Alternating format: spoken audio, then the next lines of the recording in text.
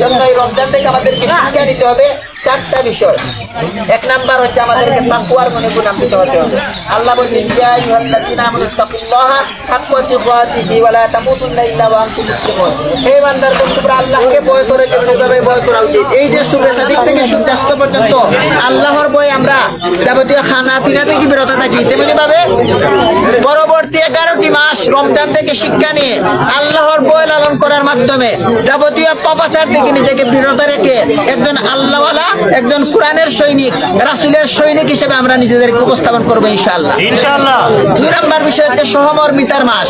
আমরা সুবহ সাদিক থেকে সূর্যাস্ত পর্যন্ত খাবার থেকে বিরত থাকি। আমাদের অনেক ক্ষুধা লাগে, কিন্তু আল্লাহর ভয়ের কারণে আমরা খাবার গ্রহণ করি না।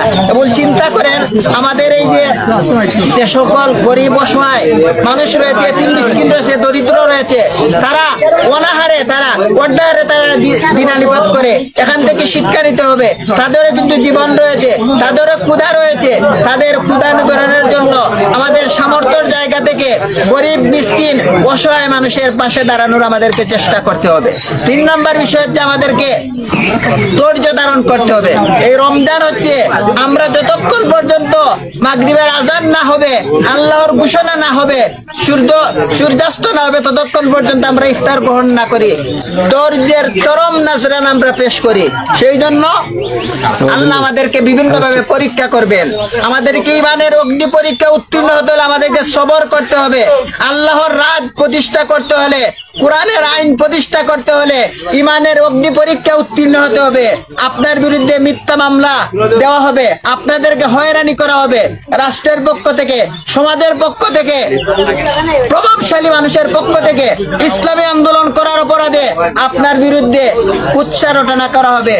ঈমানের বলিয়ান হওয়ার মাধ্যমে, তাকওয়ার গুণে গুণান্বিত হওয়ার মাধ্যমে আল্লাহর দ্বীনকে বিজয়ী করার জন্য, আগামী দিনের ইসলামী বিপ্লবকে ত্বরান্বিত করার জন্য, আল কোরআনের রাজ কায়েমের জন্য আমাদেরকে প্রস্তুতি গ্রহণ করতে হবে ইনশাআল্লাহ। বাংলাদেশ জামাত ইসলামীকে জানার জন্য বিশাল সাহিত্যের ভান্ডার রয়েছে। আপনারা কোরআন পড়বেন, হাদিস পড়বেন, আপনারা ইসলামী সাহিত্য অধ্যয়ন করবেন, ব্যক্তিগত রিপোর্ট সংরক্ষণের মাধ্যমে আমলি জিন্দেগি সুন্দর করার আপনারা চেষ্টা করবেন। তারবিয়াতি বৈঠক, সাধারণ সভা, তালিমুল কোরআন, দারসুল কোরআন, এই সমস্ত প্রোগ্রামে উপস্থিত হয়ে আত্মগঠনের জন্য আপনারা চেষ্টা করবেন। সংগঠনকে সামগ্রিকভাবে আনুগত্য করার মাধ্যমে, সময় দেওয়ার মাধ্যমে, সংগঠনের সকল কর্মসূচি বাস্তবায়নের মাধ্যমে আপনারা সহযোগিতা করবেন ইনশাআল্লাহ। আর একটা বিষয় হচ্ছে রমজান মাসের শিক্ষা হচ্ছে ইখলাস, নিষ্ঠার সাথে আমাদের জীবনের সকল ক্ষেত্রে আমার মূল উদ্দেশ্য হচ্ছে যে আমরা দিনকে নিজের জীবনের উদ্দেশ্য হিসেবে গ্রহণ করব।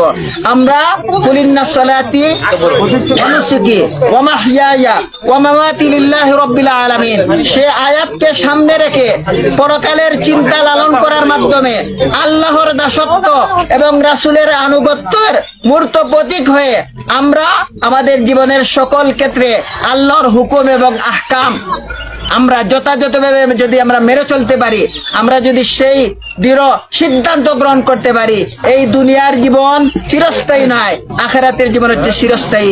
সেই আখিরাতের জীবনের আমরা প্রস্তুতি নিতে চাই।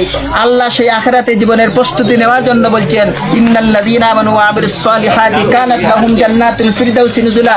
যারা আল্লাহর উপর বিশ্বাস করবে, নেক আমল করবে, আল্লাহ তাদের জন্য জান্নাত তৈরি করে রেখেছেন, সেখানে তারা অনন্তকাল বসবাস করবে।